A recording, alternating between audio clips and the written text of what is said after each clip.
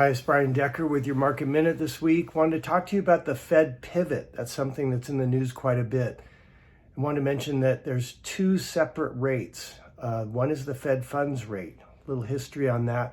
Historically, the Fed has never gotten on top of inflation until the Fed funds rate is above the CPI, the Consumer Price Index.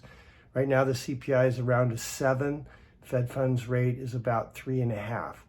So we have the Fed saying that they can see two more rate hikes at least. Even if those are 50 basis points, historically that puts us at 4.5%. And we still need to see the CPI come down below that. So we'll see. But anyhow, the second rate, I mentioned there's two rates. One is the Fed funds rate, that's set by the Federal Reserve Bank. The second rate is the floating rate, the open market rate. I'll use one example, and that's the 10-year.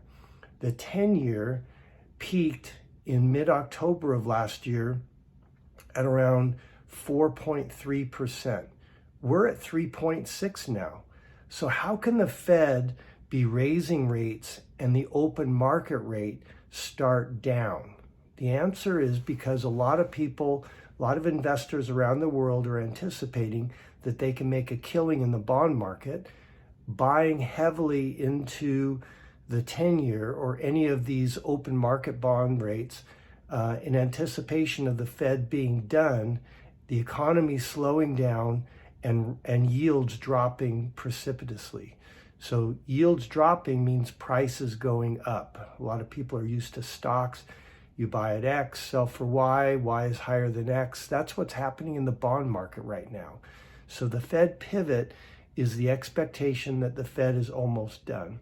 The Fed has publicly said that they're not done, number one. Number two, and that they won't be cutting rates this year.